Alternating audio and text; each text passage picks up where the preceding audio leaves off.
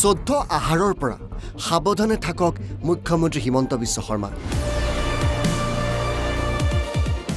প্ৰধানমন্ত্ৰীগৰাকীও চলিছে কৃপাপৃষ্ঠ।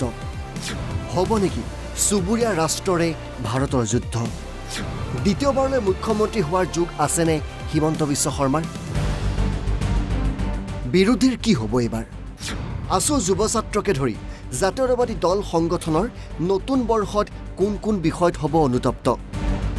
পৰম্পৰা অনুসৰি বৰপেটা সত্ৰত পহিলা বহাগৰ বাৰ্ষিক গণনাত এনে বহু প্ৰশ্নৰ উত্তৰ ওলালে। বাৰ্ষিক গণনাৰ বাবে পহিলা বহাগৰ দিনা সত্ৰখনত বিভিন্নজনে ভিৰ কৰিলে। এই বৰ্ষ গণনা অনুসৰি কথা কওঁতে এতিয়াৰ পৰা মুখ্যমন্ত্ৰীগৰাকী সাৱধান হওক, কাৰণ মুখ্যমন্ত্ৰীগৰাকীৰ লগ্নত কেতু আছে।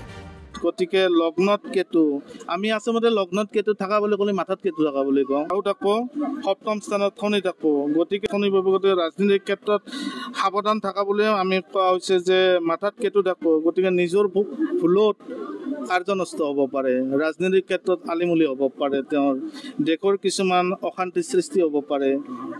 তেওঁ কথা কওঁতে অলপ সাৱধান। তাৰিখৰ পৰা শনি ৰাহুল শনি সঞ্চাৰ হ'ব, গতিকে কিছুমান ক্ষেত্ৰত তেওঁ শত্ৰুতা বৃদ্ধি হ'ব পাৰে, মানসিক কষ্ট খাব পাৰে। শাৰীৰিক আমি এটা কথা কৈয়ে আছোঁ এতিয়াও বৰ্তমানো, যে তেওঁ ওখ স্থানত উঠা বহা কৰোঁতে অলপ সাৱধান, গতিকে পিছল খাই পৰিব পাৰে। যান বাহনৰ পৰা সাৱধান তেওঁ, বা নিজে কথা কওঁতে সাৱধান তেওঁ। গণনা অনুসৰি লগ্নত কেতুৰ দশা চলিলেও হিমন্ত বিশ্ব শৰ্মাৰ শ্ৰেষ্ঠ দান ধৰ্ম চলি আছে। কলিৰ যুগত দান ধৰ্মই শ্ৰেষ্ঠ ধৰ্ম। পুনৰ এবাৰ মুখ্যমন্ত্ৰী হ'ব হিমন্ত বিশ্ব শৰ্মা।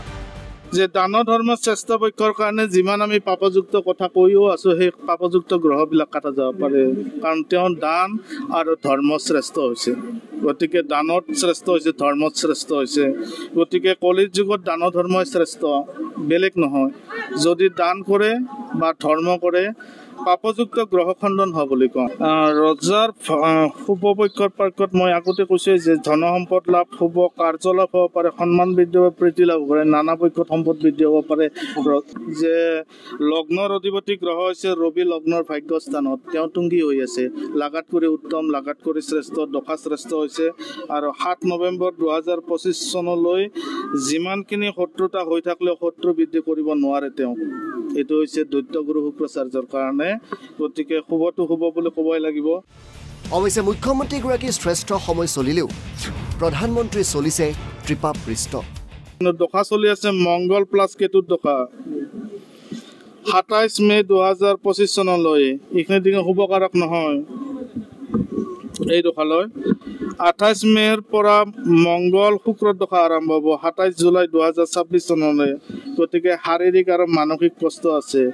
তাৰে মাজত এটাই কথা যে 74 বছৰ 6 মাহ 28 দিন হ'ল আজিৰ তাৰিখলৈ। গতিকে বৰ্তমান তেওঁ ত্ৰিপাপৃষ্ঠত আছে কেতু কেতু কেতু সম্পূৰ্ণ। গতিকে কেতু কেতু কেতু পক্ষত অলপ এইবাৰ ভাৰতৰ সিমান এটা শুভকাৰক নহয়। ৰাজ্য দল সংগঠনসমূহৰ বুদ্ধিভ্ৰষ্ট হোৱাৰ সম্ভাৱনা ধৰা পৰিছে এইবাৰ বৰ্ষচক্ৰত। ছাত্ৰ আন্দোলনৰ পক্ষত শুভকাৰক নহয় তেওঁলোকৰ, কাৰণ যিহেতু এইবাৰ বুধ পাপযুক্ত হৈ আছে আৰু বুধে এইবাৰ ৰাহুৰ লগত সংযুক্ত হৈ আছে। একলাই ছাত্ৰ সন্থাই বুলি নহয়, অন্যান্য সংগঠনবিলাকো শুভকাৰক নহয়। গতিকে বুধৰ পৰা বুদ্ধিভ্ৰষ্ট হ'ব পাৰে তেওঁলোকৰ, মানসিক কষ্ট হ'ব পাৰে তেওঁলোকৰ ইত্যাদি। গতিকে নিজামতে কিছুমান ভাবি চিন্তি সংগঠনবিলাকে কাম কৰাটো মোৰ মতৰ পক্ষৰ পৰা শুভকাৰক। চুবুৰীয়া দেশৰ সৈতেও শত্ৰুতা বৃদ্ধি পাব, পাকিস্তানৰে যুদ্ধৰ আশংকা আছে। এইটোবাৰ মানে কি পাকিস্তানৰ আৰু তোমাৰ ভাৰতৰ অলপ মই কৈয়ে দিছোঁ যে যুদ্ধং দেহি। গতিকে এইবাৰ ভাৰত আৰু পাকিস্তানৰ পক্ষত অলপ যুদ্ধৰ এটা প্ৰভাৱ পৰিব পাৰে। বৰপেটাৰ পৰা হিল্লোলজ্যোতি তালুকদাৰ, NB নিউজ।